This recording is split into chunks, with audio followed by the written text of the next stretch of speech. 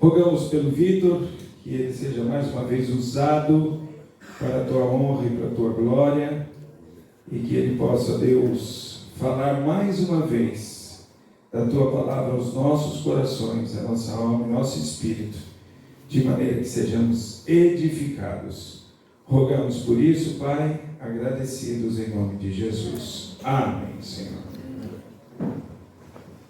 Muito bom dia, queridos. Que a graça do Senhor seja abundante nas nossas vidas nessa manhã mais uma vez. Ela já se renovou e vai nos acompanhar ao longo do dia. Eu queria, inicialmente, eu já agradeci pessoalmente ao pastor Darcy, mas queria dizer para os irmãos que tem sido extremamente agradável para a Soraya e para mim estarmos aqui nesses dias, viu? Conhecendo um novo grupo da família, da grande família de Deus aqui nessa terra. Sempre é edificante para nós. A gente se divertiu, a gente riu com vocês, mas eu diria assim, nós estamos indo embora impressionados por ver a dedicação, a seriedade com que vocês têm encarado a palavra de Deus e tudo aquilo que envolve a sua vida de casados. Muito obrigado. Louvamos a Deus pela vida de vocês e esperamos que em outras oportunidades possamos nos encontrar mais uma vez. Nós, Soraya e eu, nós temos uma pequena livraria virtual, porque temos tido o privilégio de poder publicar alguns livros. O pastor Darcy ontem mostrou alguns, eu tenho alguns aqui comigo. Se você tem algum interesse, a Soraya depois ela pode explicar para vocês cada um desses materiais aí. E se você gostaria de saber, essa nossa pequena livraria, ela realmente é pequena, ela não visa lucro, a ideia dela é poder distribuir boa literatura. A gente só trabalha com Imprensa Batista Regular, com Nutra e com a editora Peregrino, só, e literatura voltada à família, especialmente para a educação de filhos. Tem vários títulos ali. A livraria é Vida Singular, vidasingular.com.br, tá bom? Pensa assim, uma vida que não tem igual, vida singular, que é a vida que o Senhor nos proporciona, tá bom? E ali você pode encontrar, teremos um grande prazer em atender vocês. Começamos aqui na sexta-feira, ou melhor, no sábado de manhã, ontem de manhã, falando a respeito de valores. E tentando mostrar, mesmo através daquilo que o mundo acaba descobrindo, aquilo que as mulas de Balaão vão nos expondo, de que, no caso de empresas que se apegam aos seus valores, que creem nos seus valores, que não negociam os seus valores por qualquer outra coisa, são empresas que têm a capacidade de não apenas enfrentar, mas de suplantar, de superar crises que são comuns no mundo econômico, né? No mundo empresarial, no mundo capitalista no qual a gente vive. De certa forma, isso pode se aplicar e deve se aplicar a nós.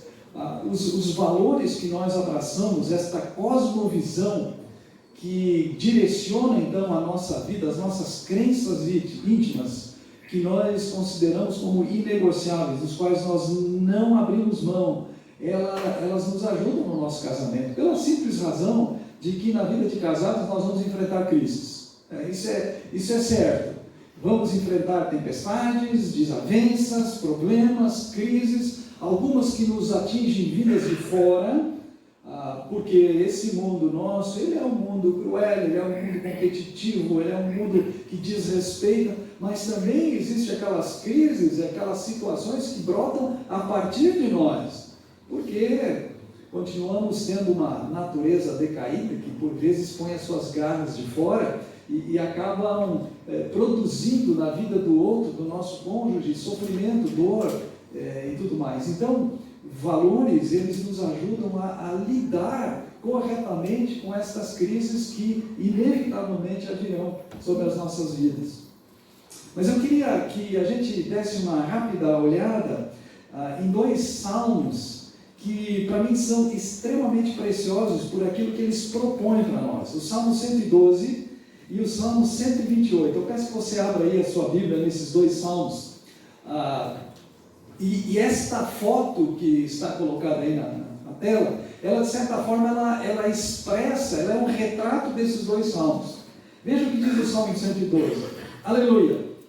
Como é feliz, ou bem-aventurado, dependendo da sua versão, como é feliz o homem que teme o Senhor e tem grande prazer nos seus mandamentos. Os seus descendentes serão poderosos na terra, serão uma geração abençoada de homens íntegros. Grande riqueza há na sua casa, e a sua justiça dura para sempre. A ideia aqui de um indivíduo, de um homem, eu gosto de entender que aqui está falando ao homem, macho, ao homem da casa, como líder, como cabeça, como responsável, colocado por Deus ali, o homem que teme ao Senhor, e o temor ao Senhor é o fundamento de toda a sabedoria, mas não apenas isso, tem grande prazer, deleite nos mandamentos, na palavra do Senhor. E o resultado disso é uma geração que será abençoada depois do próprio homem que teme ao Senhor e tem prazer nos seus mandamentos. Aí o Salmo 128, ele tem um começo semelhante. Diz assim, Salmo 128, como é feliz quem teme o Senhor, quem anda em seus caminhos. Você comerá do fruto do seu trabalho, será feliz e próspero. Sua mulher será como videira frutífera em sua casa, e os seus filhos serão como brotos de oliveira ao redor da sua mesa. Assim será abençoado o homem que teme o Senhor. Eu quero chamar a sua atenção para alguns aspectos aqui. O primeiro deles é o termo traduzido na NVI aqui por feliz, em outras traduções como bem-aventurado. Se você reparar, esta é a primeira palavra do livro dos Salmos. O livro dos Salmos, Salmo 1, versículo 1, começa com feliz, bem-aventurado. E esta palavra, este adjetivo aqui, ele vai aparecer cerca de 20 vezes ao longo do livro dos Salmos. E invariavelmente ele está relacionado com o indivíduo que está levando a sério a palavra de Deus. O Salmo 1, bem-aventurado aquele que não se assenta, não imita a conduta do tal, tudo mais. Antes, o seu prazer, como diz o Salmo 112, o seu prazer está na lei do Senhor, na sua lei medita dia e noite.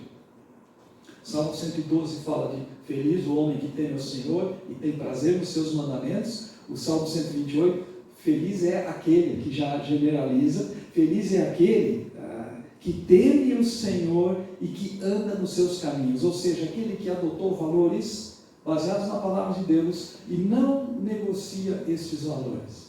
Isso obviamente tem a ver com a palavra de Deus e vai trazer um senso, uma condição de realização na vida.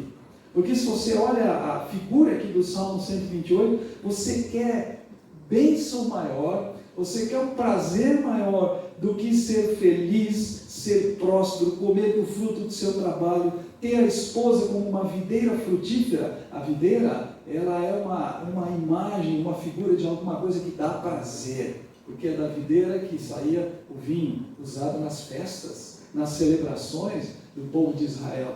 E uma esposa então que dá prazer, que dá alegria, e os seus filhos serão como brotos de oliveira. Olha, os filhos, eles são uma promessa de lucro lá no futuro, porque a oliveira, produzindo as suas azeitonas, das quais saía o azeite que simbolizava a santidade, que era usado nas celebrações como forma de unção, mas que era na coletividade, ou seja, na economia agrícola do antigo Israel, era fonte de lucro, era fonte de receita. Os seus filhos, eles prometem isso. Você quer bênção maior do que isso? E aí diz assim, assim será abençoado o homem que teme o Senhor. E queridos, o termo que é traduzido por feliz ou por bem-aventurado no início do Salmo, ele expressa exatamente esta ideia de alguém que é abençoado. Felicidade não tem a ver com aquela sensação que as novelas aí propõem, que não. Felicidade é ser agraciado, abençoado pelo Senhor. Então essa é a figura, e isso me leva a pensar muito bem, se eu adoto os valores da palavra de Deus, se eu me aproprio desses valores, e eu agora os coloco em prática na minha vida, não negocio, é isso que eu creio, é isso que eu vou viver, estou nadando contra a correnteza, estou indo contra a maré, eu, em primeiro lugar, vou enfrentar as crises, vou superar, vou suplantar as crises. Em segundo lugar, eu encontro realização. De forma que uma pergunta que se torna obrigatória aqui, eu faço para vocês, com muita franqueza, com muito respeito também. Qual é o seu alvo com o seu casamento? Qual é a altura do alvo que você está propondo para o seu casamento? É no nível mediano? É no nível medíocre? Ou nós estamos indo na direção do muito bom? Quando Deus olhou e criou, Ele disse, muito bom. E esta ideia de discernirmos um alvo, ela é importante. Para que diante de tanto barulho, tantas vozes, tantas distrações que nós temos, a gente não perca o alvo que nós temos na nossa vida. E o alvo que a gente como casal, como marido e esposa, o alvo que nós temos juntos, né, no qual nós estamos procurando chegar.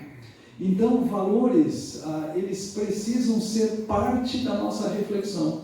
Eu preciso saber quais são os valores que eu abraço. E eu preciso de uma fonte saudável. E essa fonte, ela está aqui na Palavra de Deus. Ontem, pela manhã e à noite, nós buscamos discernir valores como única, ou da única fonte fiel, verdadeira, uma fonte que é provada, que é a Palavra de Deus, a fim de construirmos casamentos que sejam puros e que sejam honrados, fonte de honra. Nós falamos de comunicação, falamos também a respeito do padrão moral. Agora, o fato é que nós vivemos um mundo, e eu disse ontem que é um mundo imoral, eu quero aumentar isso. O mundo no qual nós vivemos, as filosofias de vida que predominam aí no nosso tempo, elas não apenas não cultivam os valores da Palavra de Deus, como elas são ostensivamente contrários aos padrões, aos valores da Palavra de Deus. De formas que para nós vivermos como cristãos, além de assumirmos os valores bíblicos, nós precisamos reafirmá-los e reafirmá-los a nós mesmos diariamente, para que a gente persista, para que a gente continue, para que a gente persevere. Isso requer algo que é necessário na nossa vida, que é um crescimento espiritual contínuo. É um crescimento espiritual que vai promovendo na nossa vida aquela metamorfose, porque esse é o termo que a Bíblia emprega para falar da transformação que gradativamente nós estamos experimentando, indo na direção de que a imagem de Cristo seja formada em nós. De glória em glória somos transformados pelo Espírito, na própria imagem do Senhor Jesus. Ele está restaurando em nós a imagem que é perdida, que foi perdida por conta do pecado. Há 2 anos atrás, você participou deste encontro de casais, ele foi 19º. Quanto você cresceu de 2 anos para cá? Você consegue mensurar isso? Quais têm sido as suas experiências com o Senhor? Quais têm sido, talvez, os pecados que foram vencidos, os hábitos que foram superados e trocados por outros? Qual tem sido o seu crescimento espiritual? E como casal, como tem sido o seu crescimento espiritual nesse tempo? É disso que eu gostaria que nós meditássemos nessa manhã. Isso tem a ver com viver a fé num mundo pagão. Nós vivemos num mundo pagão, mas temos que viver, preservar, sustentar. E a igreja como tal, ela é a coluna e baluarte da verdade, da palavra de Deus. Como viver a fé num mundo pagão? O lar, ele constitui o primeiro ambiente, o mais próximo, onde a fé deve ser vivida, deve ser exposta, onde a fé deve ser incentivada. E o crescimento espiritual, ele é essencial para isso. De formas que eu gostaria que nós nos voltássemos agora para aquilo que o apóstolo Pedro escreveu na sua segunda carta. É o último versículo da segunda carta de Pedro, em que ele diz o seguinte: cresçam, porém, na graça e no conhecimento de nosso Senhor e Salvador Jesus Cristo, a Ele seja a glória, agora e para sempre. Amém. Pedro, em 2 de Pedro 3,18, ele está nos incentivando, nos exortando a crescermos de forma continuada na graça e no conhecimento do Senhor Jesus Cristo. Não apenas na graça, que é esta contínua bênção, cuidado, suprimento, sustento, proteção que Deus nos dá, não porque nós merecemos, mas porque Ele nos ama. Ponto. Mas Pedro diz que além da graça, que nos é tão benéfica, a gente aprecia todas estas ações de Deus na nossa vida, mas também o conhecimento. E aqui, queridos, é muito importante que a gente reflita nisso. A fé, ela precisa ser inteligente. Porque veja, fé, para você ter fé, você tem que ter algum tipo de informação. E se você não tem informação, a fé é uma crendice. A fé, ela se torna uma superstição. Não, eu preciso ter informações, e com base nessas informações, eu passo a crer, a confiar nelas, a depender dessas informações, ao colocá-las, essas informações, como valores absolutos que eu não negocio. E Pedro está dizendo aqui que nós, para crescermos espiritualmente, nós temos que juntar a graça do Senhor com o conhecimento do Senhor. É inteligente. Para haver crescimento espiritual, é essencial termos o conhecimento correto. Eu fiquei pensando que nestes dias aqui, eu suponho que eu não estou contando, não estou falando de nenhuma novidade para vocês. Provavelmente tudo que eu falei aqui vocês já ouviram, uma ou inúmeras vezes. Vocês sabem, um dos nossos professores aqui no seminário, ele tinha um chavão, ele dizia assim: repetitio mater sapientia est. Não preciso dizer que ele era um doutor, né? Então, voava lá na estratosfera. Repetitio mater sapientia est. A repetição é a mãe da sabedoria. Então, ouvir repetidamente é porque Deus está insistindo conosco para que a gente assimile estes conceitos que Ele está expondo para nós. Então, a fé, ela é essencial, eu preciso ter o conhecimento correto. Eu conheço o seu pastor o suficiente para saber que vocês têm à frente da igreja um homem que coloca centralidade na palavra de Deus. Nós vivemos época dos influencers, né? Dos coaches, que muitas vezes eles vão falar aquilo que é agradável aos ouvidos. Aliás, isso é um sinal dos últimos tempos, né? Faz aquela coceirinha aqui, como é legal, você sai motivado, mas você não sai transformado, porque o que nos transforma de fato é a palavra de Deus, e o conhecimento de Cristo, junto com a compreensão ampla da graça de Deus, ela vai promover na nossa vida este crescimento que nós precisamos para vivermos a fé no mundo pagão. Eu tenho que escolher entre as fontes contaminadas, que às vezes têm o nome de evangélicas. Eu preciso saber que, às vezes, no meio de algumas verdades, pequenas doses de falsidade, de fake, são colocadas também, que envenenam o contexto todo, ou eu opto pela fonte pura, que é a fonte da palavra de Deus. Para darmos um caráter prático a esta exortação de Pedro, em 2 Pedro 3,18, eu queria considerar uma palavra de Jesus. Já que nós temos que crescer na graça e no conhecimento, eu penso que precisamos compreender de forma o mais clara, o mais profundo, o mais inteligente possível daquilo que o Senhor Jesus expressa, aquilo que Ele diz, os seus conselhos, os seus discursos, as suas afirmações. E eu quero me basear num texto que os irmãos sabem de cor e salteado. João capítulo 10, versículo 10. Alguém consegue recitar esse versículo? O ladrão vem somente para... Eu, porém, vim para... João 10 é um capítulo maravilhoso. Eu amo esse capítulo, porque eu vejo que nessa passagem aqui, depois do capítulo 9, em que Jesus faz um milagre sobrenatural, curando um cego de nascença, um homem que 40 e tantos anos tinha nascido cego, nunca tinha visto nada, né, com seus olhos físicos. Este homem, ele é curado. E é um milagre estupendo. É na verdade uma reivindicação que Jesus está fazendo de que Ele é Deus. E Ele é vaiado por causa disso. Ele é criticado.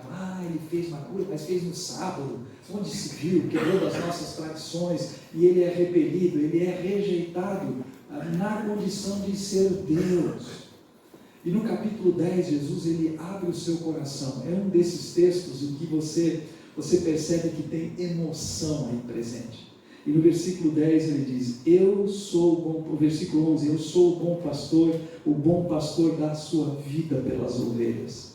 Ele está falando aqui do seu relacionamento com as suas ovelhas. E no versículo 10, então, o ladrão e o bom pastor. O ladrão vem apenas para roubar, matar, destruir. Eu vim para que tenham vida. O ladrão aqui é uma indicação exatamente daqueles líderes que no capítulo 9 levaram a multidão a duvidar da pessoa de Cristo. São os falsos mestres, são aqueles que ensinam errado, são aqueles que estão muito mais preocupados, interessados em si mesmos do que nas ovelhas que eles precisam tratar, cuidar, proteger e guiar. Na verdade, o ladrão ele é um agente aqui daquele indivíduo, daquele personagem na Bíblia cujo único propósito, cuja única intenção é roubar, matar e destruir. E ele tem nome. Lá em Gênesis 3 ele é uma serpente. E lá em Apocalipse ele é denunciado, a antiga serpente, que é o diabo. E estes indivíduos que conduzem mal as suas ovelhas, que não as protegem, que não as ensinam, eles são considerados os ladrões aqui. Eles estão ali para roubar. E ao roubarem, eles estão ali para destruir, para confundir, para atrapalhar. E este inimigo cruel, inimigo de Deus em primeiro lugar, ele usa todos os meios de que ele dispõe e todos os canais de que ele dispõe para atingir o seu alvo, que é roubar, matar e destruir. Ele usa o mundo. Sim, ele é o príncipe desse mundo. E tudo aquilo que há no mundo, né, a moda, a música, as filosofias humanistas, toda forma de pensar mundana, tudo isso é usado pelos ladrões, que são agentes do príncipe das trevas e do príncipe desse mundo, para o quê? Para confundir, para atrapalhar, para prejudicar, para não deixar crescer espiritualmente. E não se surpreenda quando você percebe que os casamentos são atacados frontalmente por este mundo. Que as famílias são atacadas frontalmente por este mundo. Por quê? Porque tem um agente manipulador que tem os seus fantoches, né? Que tem aqui os seus emissários que estão propondo ideias mirabolantes, ideias criativas, ideias evoluídas a respeito destes valores que nós consideramos como valores absolutos. Ele usa o mundo, ele usa pessoas, ele usa os ladrões, os falsos mestres, ele usa aquelas pessoas que são sedutoras com seus discursos, ou por vezes são sedutoras com seu corpo, e nós temos que prestar atenção, temos que estar atentos a este perigo que nos cerca. Ele se aproveita da tecnologia, e aqui uma palavra de alerta para nós que somos desta era tecnológica. Eu sou ultrapassado nesse ponto. Eu sou do tempo. Olha, quando eu fiz a minha faculdade de engenharia, não existia calculadora eletrônica. HP ainda não tinha sido lançada. A gente usava régua de cálculo. Vocês nem sabem o que é isso. Régua de cálculo para descobrir o seno e o cosseno de um ângulo tal. A tecnologia, essa revolução tecnológica que nós temos, que tem sido avassaladora nessas últimas décadas, a tecnologia é boa. A tecnologia não tem problema nenhum com ela, mas o uso que é feito dela, né? Santos Dumont dizem que se suicidou porque viu que a sua criação dos aviões se transformar em armas de guerra para matar. A tecnologia ela atrai o nosso tempo, ela rouba a nossa atenção, ela nos distrai. Nós não temos tempo para ler a Bíblia, mas nós temos tempo para navegar no Facebook, pelos canais aí de mídias sociais, né? E queridos, ela tem um efeito destruidor. A questão de uns 6 anos atrás, mais ou menos isso, 2017, 2018, por aí, eu li uma reportagem que um grupo de pesquisadores da USP aqui em São Paulo, pessoal da área de psiquiatria, de doenças mentais e tudo mais, eles buscaram discernir o que é que estava produzindo na faixa dos adolescentes. Aí era um pouco maior, era de 12 até 23, 24 anos, esta era a faixa da pesquisa. O que estava provocando nos adolescentes e nos jovens um aumento exponencial dos transtornos mentais, pânico, depressão e, inclusive, crescia assustadoramente o índice de suicídios entre adolescentes. E na sua pesquisa, acompanhando milhares, eram bem mais de 1000 pacientes que eles foram acompanhando ao longo do tempo, a conclusão a que eles chegaram é que os adolescentes, eles estavam experimentando todo esse sofrimento mental, de depressão, de síndrome de pânico e tudo mais, de ansiedade e até de suicídio, por uma razão principal, porque eles não experimentavam na sua vida pessoal aquilo que eles enxergavam nas mídias sociais. Eles viam nas mídias, nas redes sociais, um tipo de felicidade, um tipo de, sabe, os perfis, que são apresentados ali, algo que eles não conseguiram experimentar na sua vida. Sua vida era uma droga, diante daquilo que eles enxergavam. E daí, uma tremenda frustração e a destruição de vidas, e a destruição de famílias, e a destruição de vidas, por conta das mídias sociais. Percebem?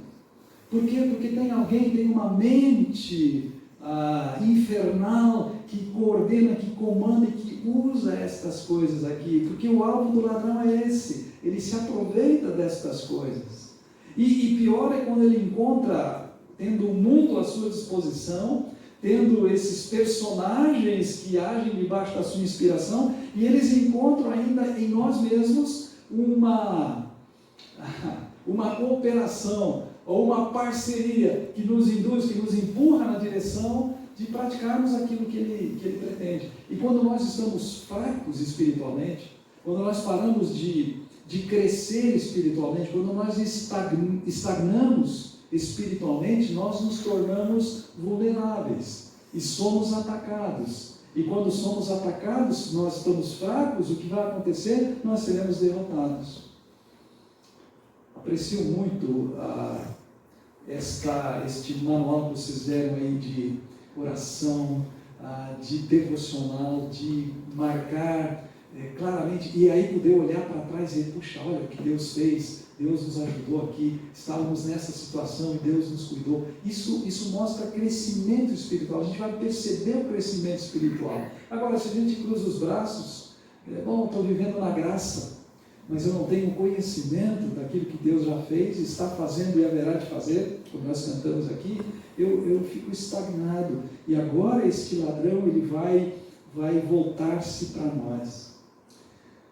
O apóstolo João escreveu dizendo, não amem o mundo, nem as coisas que há no mundo. Se alguém amar o mundo, o amor do Pai não está nele.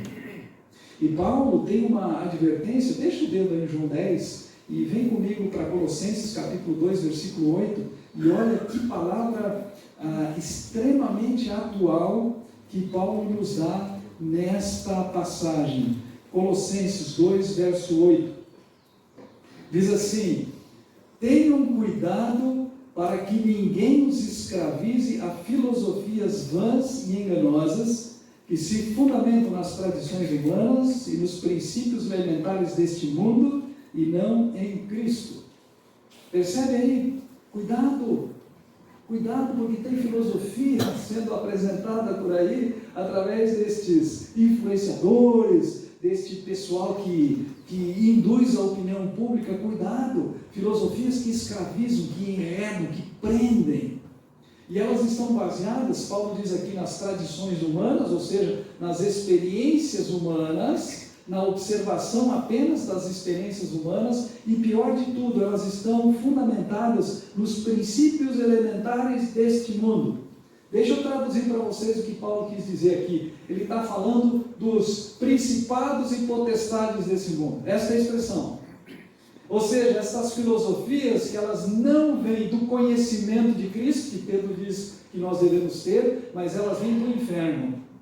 E vindo do inferno, qual é o propósito que elas têm? Roubar, matar, destruir. Bom, Paulo estava lidando com um grupo de cristãos que tinham na cidade de Colossos, que tinham saído do paganismo. Eles vinham com hábitos, com práticas, com estilo de vida profundamente marcados pelo pecado e influenciados fortemente pelas ideias, especialmente porque o mundo helenizado da época, ele sofria um impacto muito forte, muito grande das ideias filosóficas dos gregos, dos estoicos, dos platônicos e tudo mais, que propunham, por exemplo, que tudo que é material, inclusive o corpo, a carne, isso aí, você não precisa cuidar disso aí. O negócio é aquela iluminação, né? Aquilo que é etéreo, aquilo que vale. E Pedro está dizendo, cuidado com essas coisas aí.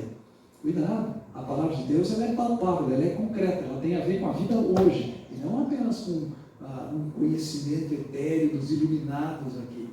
Então, cuidado. Isso vale para nós, isso aqui é extremamente atual no mundo em que nós vivemos, em que as correntes de pensamento, elas por vezes se chocam, mas todas elas levam ao mesmo fim: roubar, matar e destruir. Não fique escravizado a isso, mas fique escravizado ao conhecimento de Cristo e da sua palavra.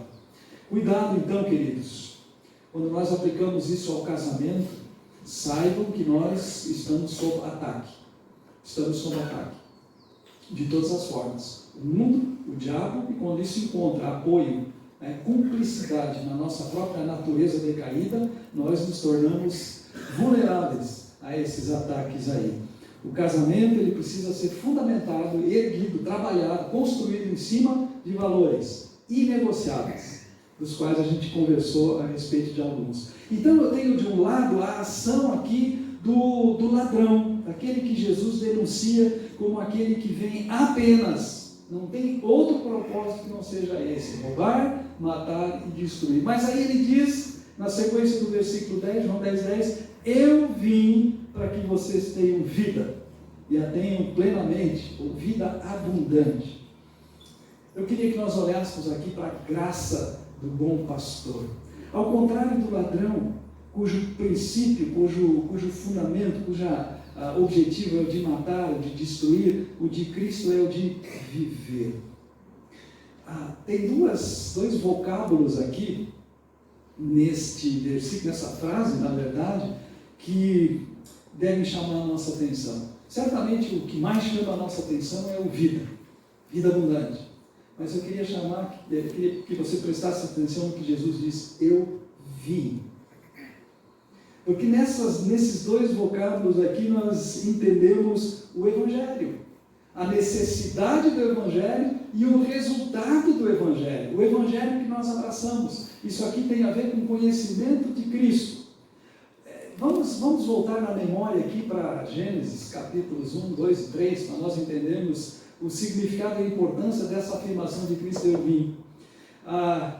Quando nós lemos o relato da criação, capítulos 1 e 2 de Gênesis, nós vemos que Deus cria tudo para a sua glória, cria tudo segundo o seu senso estético. Quando ele diz que alguma coisa é boa, quando ele diz que alguma coisa é bela, ele tem um senso estético. Ele cria o homem à sua imagem, por isso nós também temos senso estético, nós também contemplamos a beleza, admiramos a beleza. Deus cria homem e mulher para representá-lo aqui neste planeta, neste mundo. Nós temos aqui um propósito de vida, nós temos um propósito no nosso casamento, nós temos aqui os fundamentos da vida, mas acontece em Gênesis capítulo 3.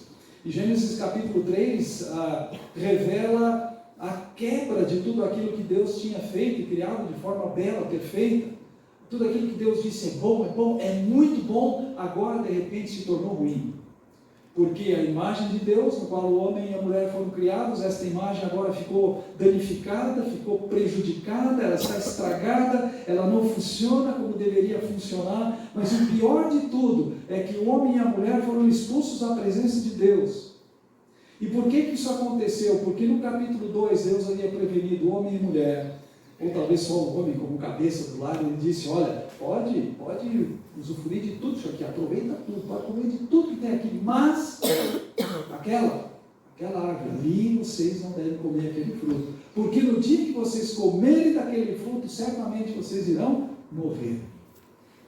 E a morte, ela não se resume apenas a um coração que para de bater e um cérebro que morre. Não. A morte significa afastamento de Deus. Adão e Eva morreram naquele momento. Eles se afastaram de Deus, eles se esconderam de Deus, e Deus os expulsa da sua presença. Deus os manda embora. E Deus diz assim, coloquem anjos ali para cuidar a entrada, põe uma espada flamejante que fique ali revirando para que eles não possam retornar para usufruir da árvore da vida. E agora, certamente morrereis. Agora aconteceu. E desse dia em diante, lá no Gênesis 3, desse momento em diante, ficou impossível ao homem e à mulher retornarem à comunhão com Deus. Eles perderam a imagem plena de Deus no qual eles tinham sido criados, a capacidade de comunicação com Deus. Eles agora são afastados da presença de Deus, estão impossibilitados, definitivamente impossibilitados de retornarem à comunhão com Deus. Ora, se o homem e a mulher estão impossibilitados de retornarem à comunhão com Deus, o que é que precisava acontecer para que a comunhão com Deus fosse restabelecida? Era preciso que o próprio Deus viesse ao encontro do homem. E é isso que Jesus está dizendo. Eu vim. Deus veio. O Deus que tinha sido ofendido pela mancha, pelo pecado, pela desobediência, pela rebeldia, o Deus que tinha sido desprezado na sua palavra pelo homem, Deus agora, Ele toma a iniciativa de vir ao encontro da humanidade. Isto é a base do Evangelho. Há uma iniciativa de Deus, há uma necessidade de que Deus viesse. Nós não podemos ir. Ele precisava vir. E Ele veio. E é isso que Jesus está apontando aqui. Quando nós olhamos para o Evangelho como um todo, né, o Evangelho, toda a sua mensagem, nós vamos perceber o que é que Deus faz. Lá em Gênesis capítulo 2, se comer, se desobedecer, certamente morreram. E agora, no antivéspera da Páscoa, lá no ano 32 ou 33, discute-se um pouquinho a data, lá em Jerusalém, nas cercanias de Jerusalém, o que aconteceu? Cristo crucificado, pregado naquela cruz, e o que ele grita lá do alto da cruz? Deus meu, por que me abandonaste? Cristo morreu, ele foi separado do Pai. Inexplicável isso, incompreensível isso, porque o decreto de Deus, de Gênesis 2, ele é cumprido na pessoa de Cristo. Eu vim para isso, eu vim para cumprir o propósito do Pai. E naquela agonia, daquelas horas em que ele passa pregado ali, Deus meu, por que me desamparaste? Por que me abandonaste? Porque o decreto de Deus estava sendo cumprido. Trevas sobre a terra, negritude sobre a terra. E lá pelas tantas, no momento em que ele vai expirar, Cristo diz, está consumado. Está pago, está feito. O que tinha que ter sido feito? Pai, eu vim para cumprir o teu propósito. E eu te glorifiquei na terra, cumprindo o que me enviaste para fazer. Cristo está dizendo em João 10, eu vim.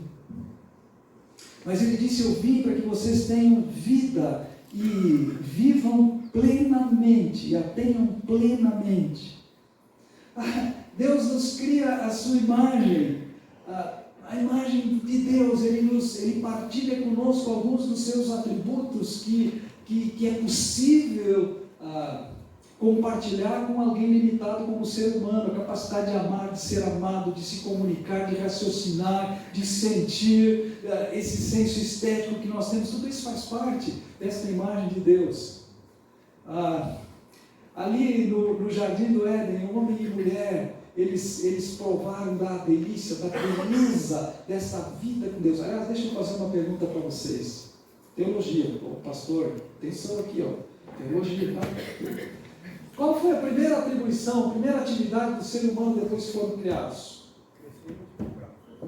Crescer e multiplicar, foi a ordem. Aí se demora pelo menos 9 meses, né? Oi? Cuidar do jardim. O trabalho, cuidar do jardim, dar nome para os bichos, tudo mais, dar nome para a esposa, tal. Não. O homem e a mulher foram criados no 6º dia. O que aconteceu no 7º? Deus nos criou para a comunhão com Ele. Deus criou o ser humano para o relacionamento com Ele.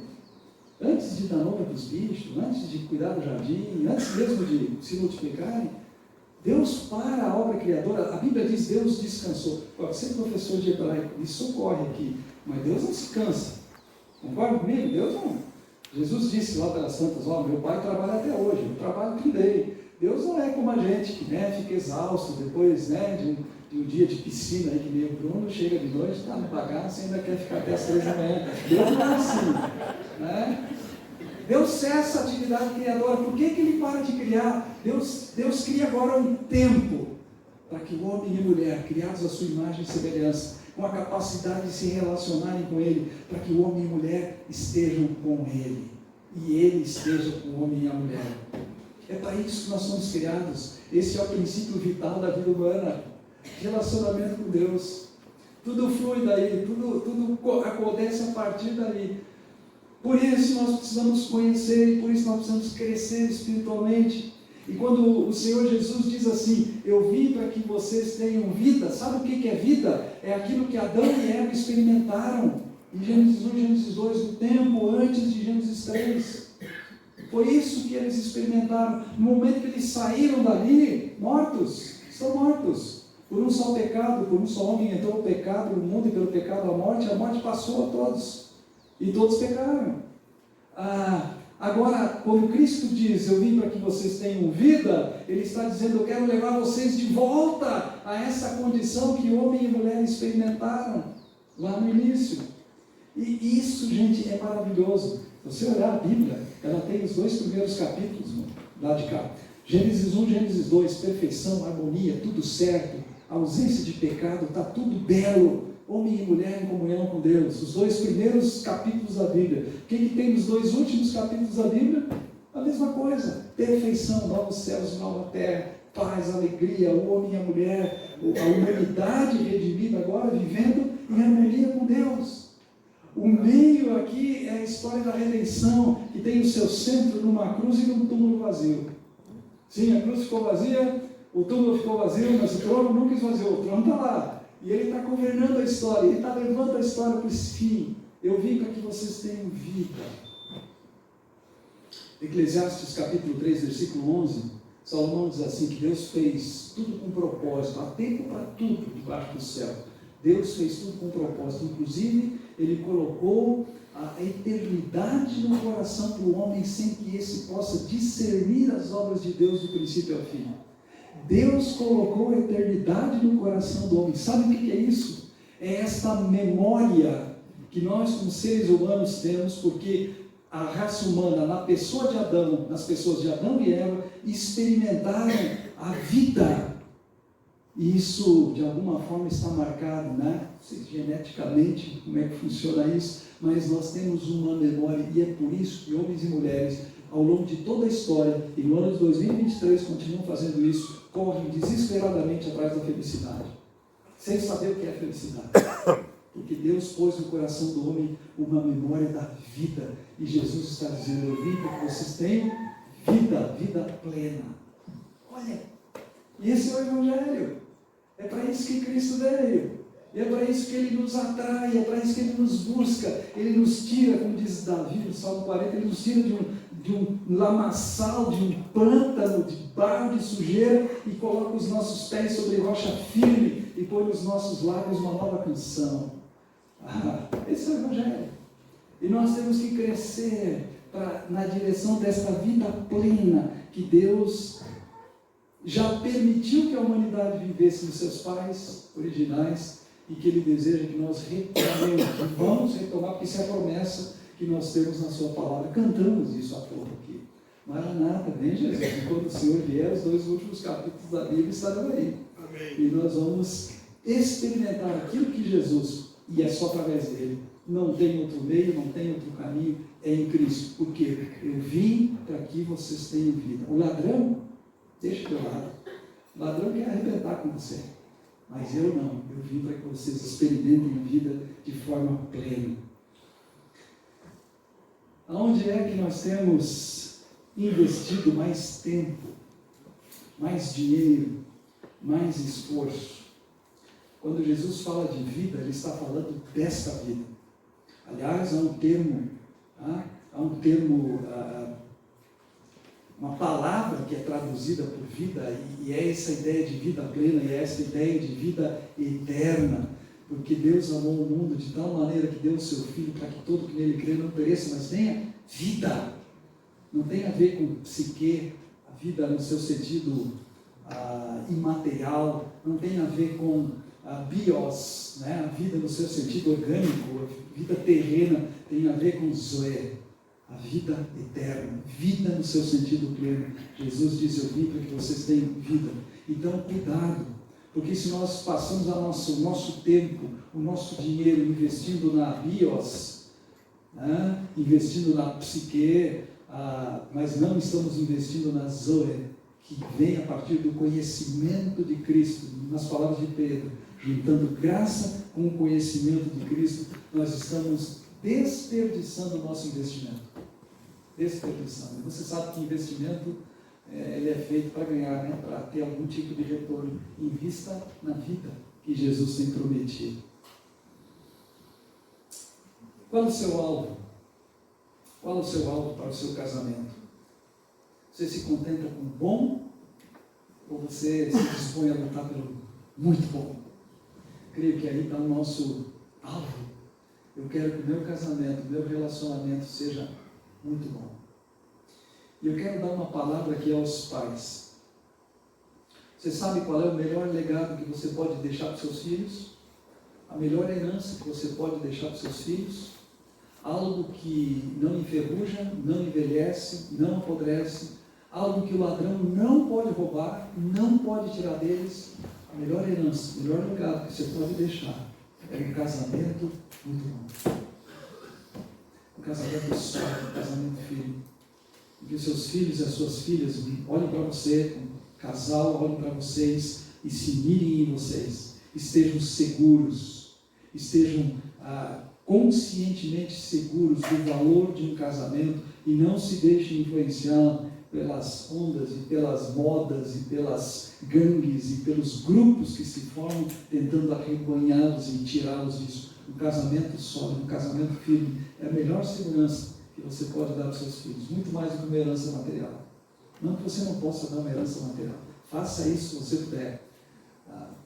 Não deixe dívidas, tá bom? Esse não, mas deixe um casamento fiel, um casamento seguro, em que eles olhem para o pai e a mamãe e digam, se no caso da menina, e nós falávamos isso com as nossas filhas, quando procurarem um namorado, um marido, vão procurar alguém que seja igual ao papai.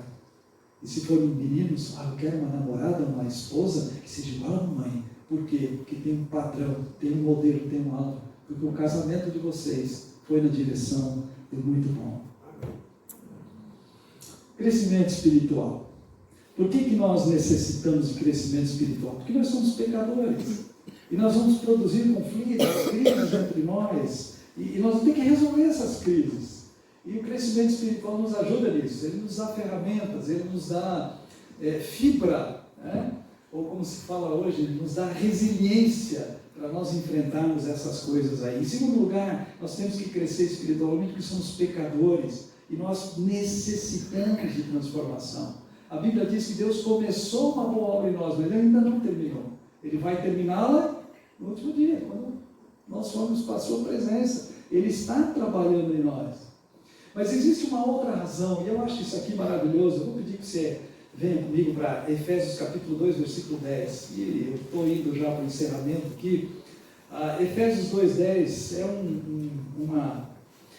um incentivo para a nossa vida que eu considero maravilhoso. Depois de ter falado a respeito da salvação em Cristo Jesus, não por obras, para que ninguém fique se achando aqui, é por graça, sim, mas ele diz assim, porque somos criação de Deus, realizada em Cristo Jesus para fazermos boas obras, as quais Deus preparou antes para nós as praticarmos. Se você tem a NVT aí no seu smartphone, na sua Bíblia, ele diz assim, porque somos obra-prima de Deus. É interessante, o verbo que Paulo emprega aqui é um verbo que tem a ver com um trabalho, alguma coisa que é feita manualmente. Não é um trabalho mecânico, é artesanal. Basicamente a ideia é essa. Tá? Vocês são uma obra artesanal de Deus. Certa vez eu preguei sobre esse texto aqui e eu usei como ilustração algo que nós vimos e ficamos maravilhados. A escultura de Davi, de Michelangelo. Eu não sei se alguém teve a oportunidade de vê-la, a gente viu uma réplica. Original, não tínhamos dinheiro suficiente para entrar na galeria, mas é uma obra impressionante. A perfeição com que Davi, com que Michelangelo ele mostra Davi, né? Ele fez outras obras também, mas aquela ela é clássica. E diz a história que, na verdade, alguém tinha tentado fazer alguma coisa, era um bloco de mármore enorme, tinha tentado fazer, mas não, tirou uns pedaços lá, não saiu nada, e aquele bloco estava lá abandonado, e Michelangelo disse que ele ia fazer alguma coisa ali. Ele constrói um tapume ao redor, e ele começa a trabalhar, né? Cinzelo numa mão, martelo na outra, e ele vai esculpindo essa escultura de uma forma maravilhosa. E quando ela estava pronta, tira o tapume e todos ficavam admirados. E é interessante porque quando você olha aquilo, a sua admiração ela é levada para Michelangelo. Ele não conheceu pessoalmente, apenas as suas obras de pinturas e esculturas. Você olha aquilo e diz, mas esse cara era um artista. Esse cara era sempre, olha a arte. Certa vez perguntaram para Michelangelo como é que se idealiza, como é que se fez, eu acho que foi em relação a Moisés, né, outra escultura dele. Ele disse, não, eu tirei tudo que não era Moisés, eu deixei só Moisés. O cara é genial. A Bíblia está dizendo, Paulo está dizendo que você e eu somos uma obra artesanal de Deus. Deus nos trabalha individualmente, Deus nos trabalha particularmente. Ele faz de nós, e muitas vezes ele constrói um tapume ao redor e ele trabalha em silêncio, ele trabalha em oculto, ele está produzindo algo.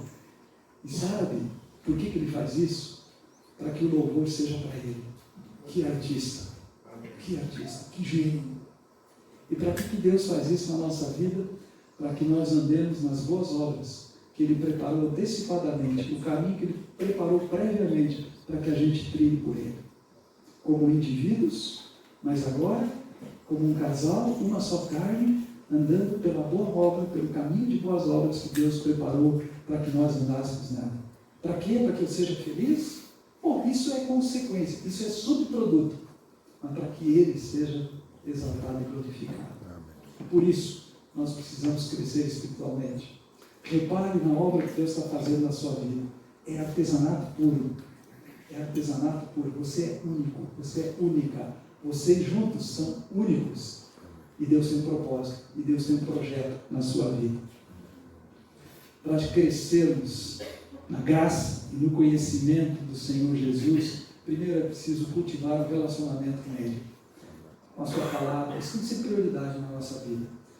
Insistentemente nós voltamos a isso. Um relacionamento que envolva a palavra de Deus, envolva a oração, envolva a igreja, a comunidade do Espírito Santo, o santuário do Espírito Santo, que é a igreja do Senhor Jesus, a igreja viva do Senhor Jesus. Em segundo lugar, é manifestando graça um ao outro, dentro do nosso relacionamento conjugal, enquanto buscamos viver o propósito de Deus, que é a sua glória.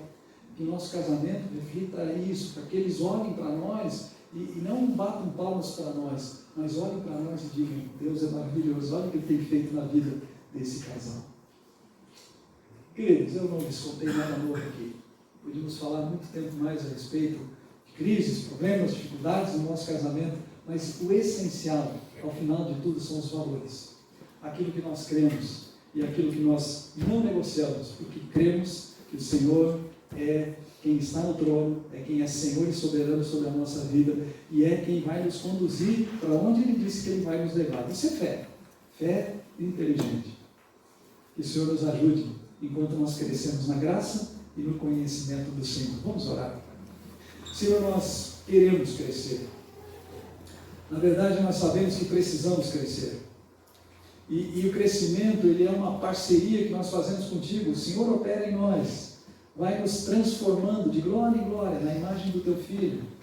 O Senhor é aquele que nos ensina, que nos adverte, que nos instrui, que quando necessário nos castiga, mas porque o Senhor é Pai, porque o Senhor nos quer fazer participantes da sua santidade, ou seja, o Senhor quer nos fazer voltar àquela imagem e semelhança que o homem e a mulher tiveram no princípio. E nós vivemos num mundo decaído, Senhor, num mundo atrapalhado, confuso, num mundo que está chato demais, num mundo que está ladeira abaixo, a olhos vistos, num mundo que perdeu completamente seus referenciais. Por quê? Porque trocou a verdade do Senhor pela mentira. Mas nós queremos nos manter firmes na Tua palavra, na Tua verdade, e resistirmos às mentiras que tentam impor sobre nós. Nos ajuda, Senhor. Eu clamo pela vida dos meus irmãos e irmãs aqui, como clamo pela minha vida e da Soraya. Que o Senhor continue a obra artesanal que o Senhor está fazendo na nossa vida. O Senhor continue fazendo de nós aquela obra-prima que é o homem e a mulher à Tua imagem e semelhança. Continua nos transformando, por favor. Ajuda-nos a sermos sensíveis às Tuas ações na nossa vida.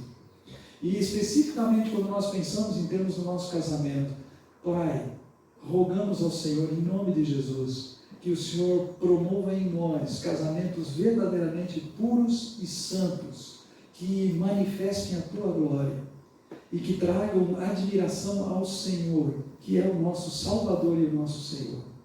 Nós Te pedimos isso, não nos deixe à mercê dos nossos próprios corações, das nossas próprias iniciativas, das nossas preferências ou dos enganos que nós mesmos assumimos para nós. Ajuda-nos a andarmos de maneira santa e pura na Tua presença.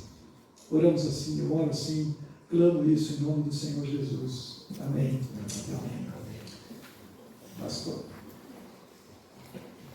Obrigado, Vitor. Grande bênção ter você em nosso meio, viu? Você e Soraya.